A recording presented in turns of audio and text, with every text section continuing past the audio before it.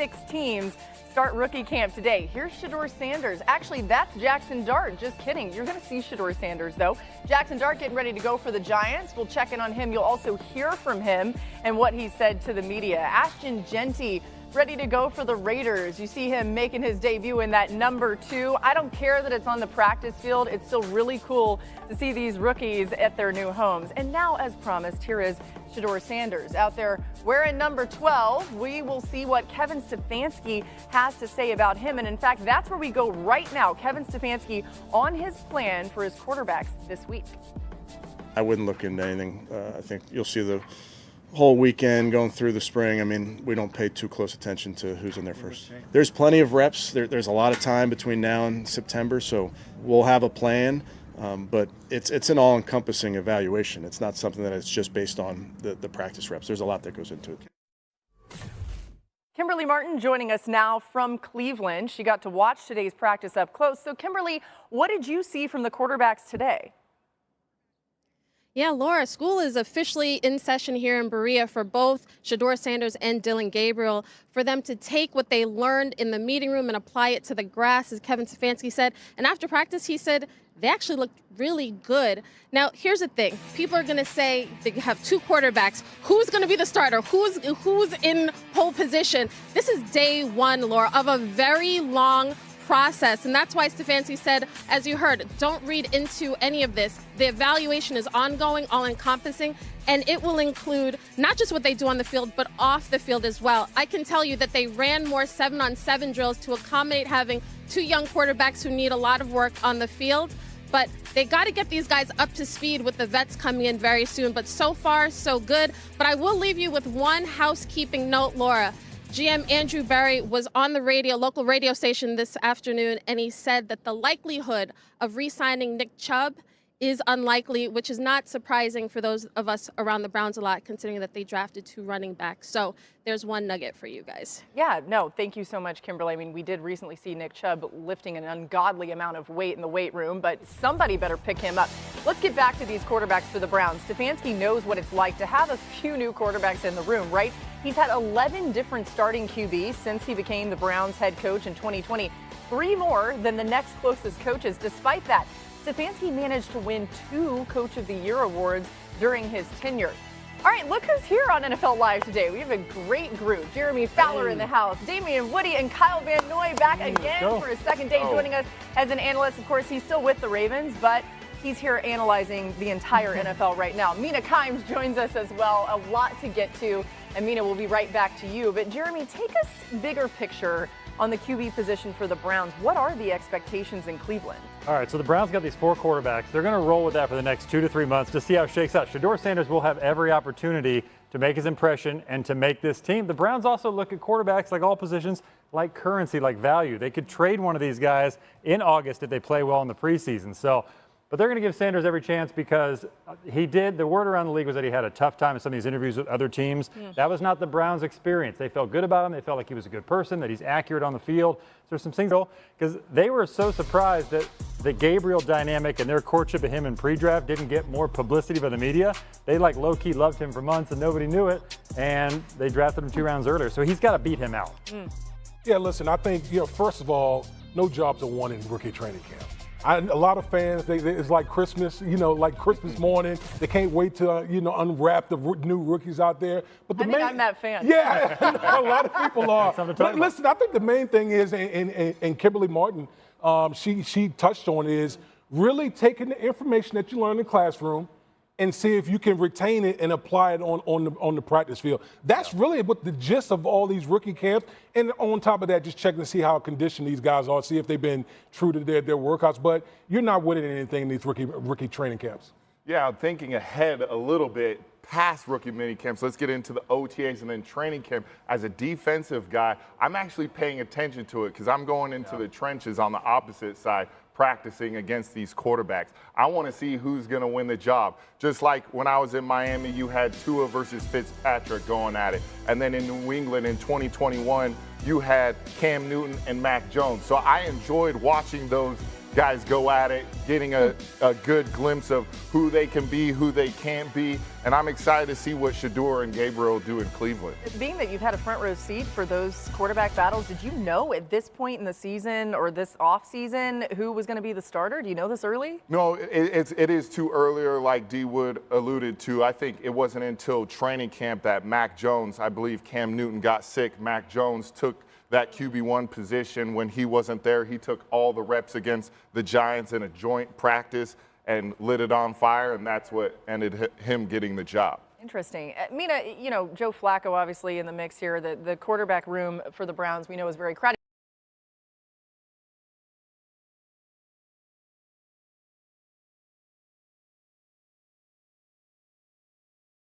Do you expect the scheme to change for Stefanski in that offense this season? No, I really don't. And not just because of Stefanski's history as a play caller, what he likes to do, which we're familiar with, but also their personnel decisions. Kimberly alluded to this in her reporting. They took 2 running backs, both of whom I liked a lot, by the way, in Judkins and Sampsons, in the first 4 rounds. They also took a tight end, Harold Fannin Jr. in the 3rd round, who's a really interesting player, super productive in college, more of a move guy, so he pairs nicely with David Njoku. We're going to see a lot of 21-12 personnel. A lot of under center play action. I saw a rep of Shedeur, who rarely played under center in college, practicing that. And I think we're going to see the same with Gabriel. And I think for the quarterback competition, what the Browns are going to have to figure out this summer is who adapts better to that scheme. That's talking about ball handling, the accuracy off of play action, working from under center, throwing on the move. These are the things that not just Shedeur Sanders and Dillon Gabriel, but also Kenny Pickett have to show. We saw that already with Flacco, and I think it's going to go a long way towards deciding who actually wins this. Yeah, it was interesting. Tim Hasselbeck recently on our show was bringing up the point that you have to think about reps that these guys are going to get when it comes to actually even making the team. That's something to keep an eye on with so many quarterbacks on this roster. Let's go to Pittsburgh, where they still don't have an answer from Aaron Rodgers, but they did draft Will Howard. Of course, he starts rookie camp today. Will Howard out of Ohio State. We'll see what he brings to the table. Draft him in the 6th round, and right now they continue to talk about Mason Rudolph being in pole position to be the starter there, but Will Howard part of this group as well. Now, with George Pickens' departure to Dallas, here's what the Steelers' wide receiver room looks like. Here's who Howard, Mason Rudolph, maybe Aaron Rodgers is going to be throwing to. Robert Woods, DK Metcalf, the veterans, but they're both in their first season with Pittsburgh. And the most career receiving yards for any returning player is 1,154 by Scotty Miller. No one else has 1,000 yards in their careers. Steelers GM Omar Khan on how the Pickens deal came about.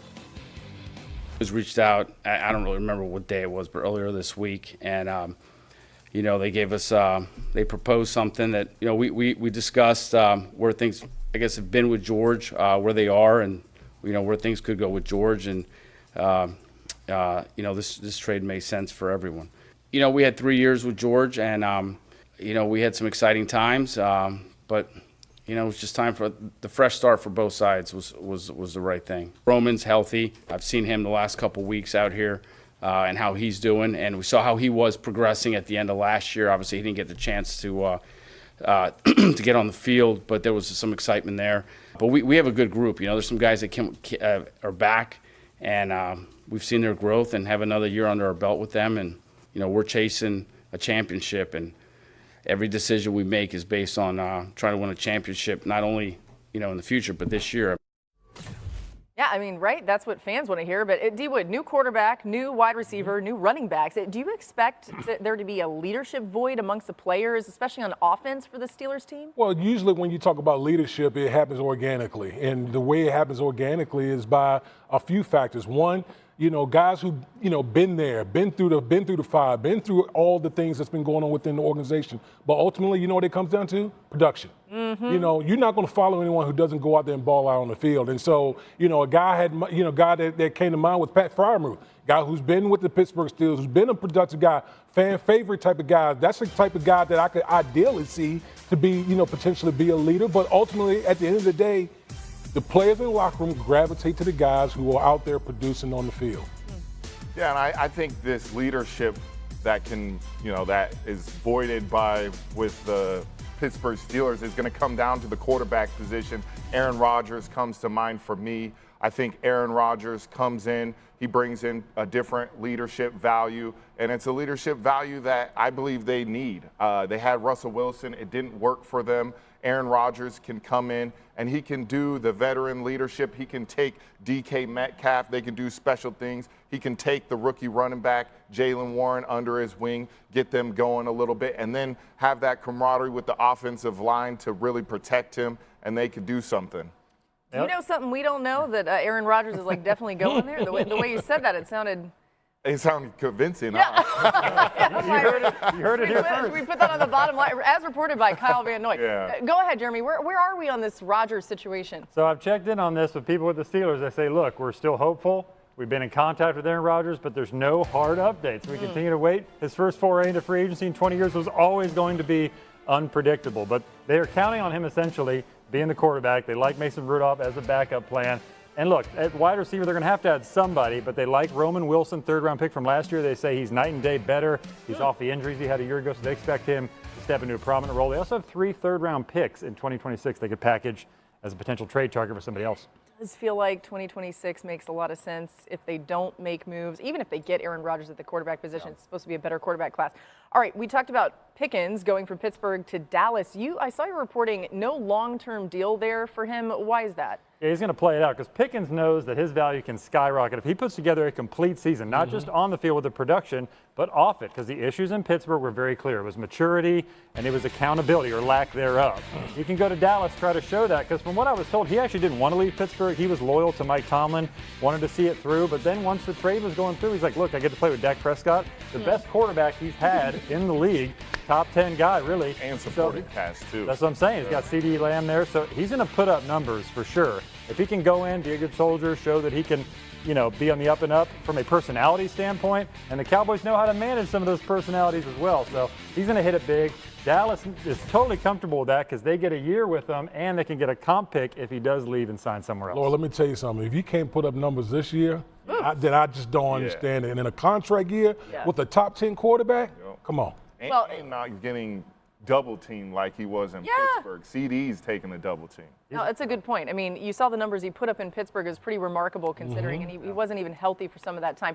Now, Mina, we've talked a lot this offseason about some of the roster issues in Dallas. We turn our attention there.